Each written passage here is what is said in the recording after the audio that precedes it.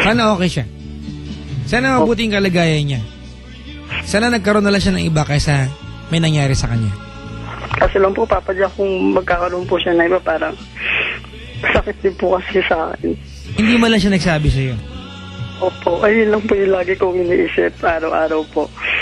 Pagkagising na umaga at pag matutulog po ako, laging ayun po yung nasa isipan ko na kung meron man po siyang iba, masakit, pero mas tatanggapin ko kaysa po sa kung may nangyaring masama sa kanya. Alam mo, Rain, okay naman sana kung meron siyang iba eh. Opo. Sana nagsabi lang siya. Sana po kung nagsabi po. Kasi kumbaga, sa kwento mo kasi kung titignan natin, ginawa niya ang lahat ng paraan para maiwasan ka. Ginawa niya ang lahat ng paraan para maitago sa iyo, mailihim sa iyo exactly kung ano nangyayari sa buhay niya ngayon. Tama? Opo. Ginawa niya lahat ng paraan, iba para pagmukhahin kang tanga. It was so easy to give you a hint kung talagang ayaw na niya. Kung ayaw na niya, bibigyan ka niya ng hint, di ba? Kahit man lang clue. At everything pala na pinundaran niyo, mga pinangarap niyo together, di ba, is fading away. Hindi niya ginawa yun. I don't think this person loves you.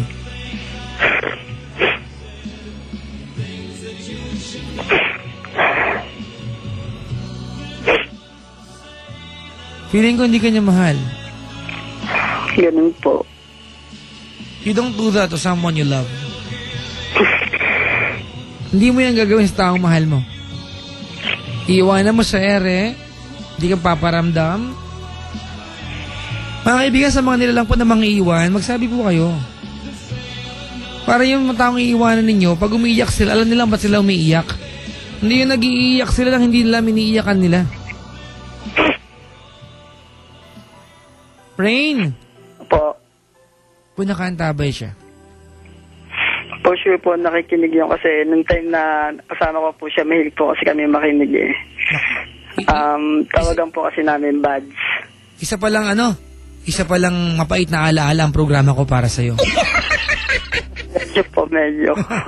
Pero okay naman po, nakakapulot naman po ng mga lessons. Oh, baka kaya naghiwalay kasi dahil sa akin. Makapakinig sa akin. Hindi po. Talagang lang po kami, mahilig po kami makinig. Huwag ka na makinig sa akin. Hindi po. Bale yun po, Buds po tawagan namin. Alright. Kung nakaantabay siya, anong gusto mo sabihin sa kanya?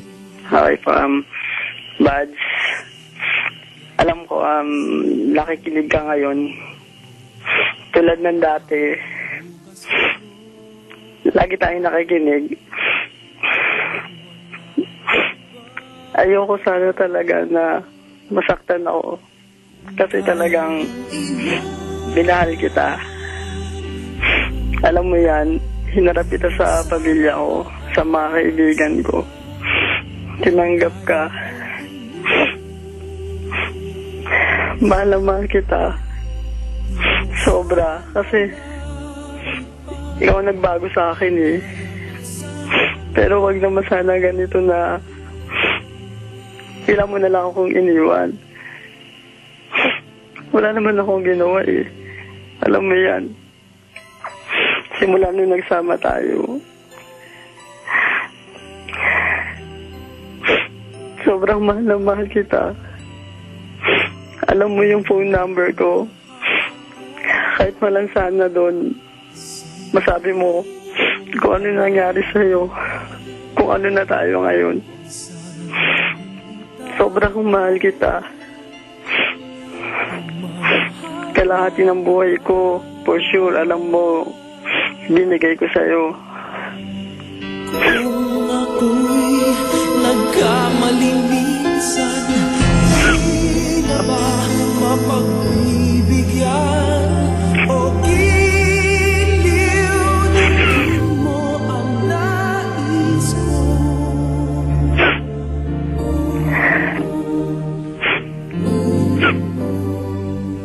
Yun lang po.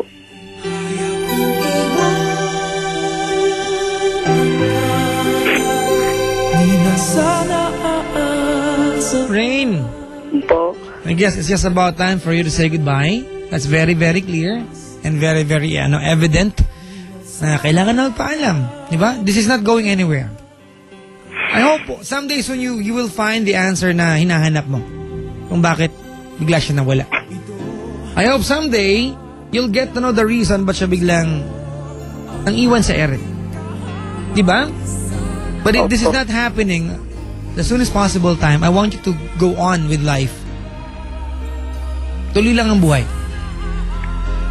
Kung hinahanap mo sagot will not happen, turuan mo makalimot yung puso mo. Because no one's gonna do that for you but yourself. As much as you can, as much as we want to help you, I want to help you, as much as we want to ask for somebody's help na matulungan ka, walang pwedeng mag-move on para sa'yo. Diba? Kung yung pag-alala mo sa kanya is doing you more pain and sadness, go ahead, iyakan mo ng iyakan. Until you're used to the pain. Kaya nang sabi ko, diba? We never really move on. We get used to the pain. Hanggang hindi na tayo nakakaramdam. Hindi mo na maramdaman yung pain. Opo. I hope makaiyak ka na makaiyak. So, dumating ka na sa punto ngayon. Kung sakaling nakaantabay siya ngayon, what I want you to do is magpaalam. Kahit man lang dito, iba matuldukan. Kahit joke lang. Kung dahil hindi naman personal. Kahit kunyari na lang. Lumuwag lang yung nararamdaman mo. It's Okay time po. for you to say sorry, say thank you, and say goodbye. Ano buong pangalan niya? Yoko Sharamatsu. Hapon. Medyo po. Aro. O kanina inuutosan na. Isa pa nga. Yoko Shar? Matsu. Aro. Pero Pinoy na siya. Opo. Okay. Taga saan ba siya? Anong probinsya ngayon? Laguna po. Laguna. Opo. Kung nakaantabi po si Yoko Shar Matsu, yung buds ni Rain, may mensahe sa'yo si Rain. Ang papadyak ayoko po mag-sorry pero No, you have to. For the littlest thing, di ba? Napaiyak mo siya, napainit mo ulo niya. Kailangan yan. Say sorry, say thank you, say goodbye. Go ahead. sorry kasi alam mo talaga may mga napag-awayan tayo.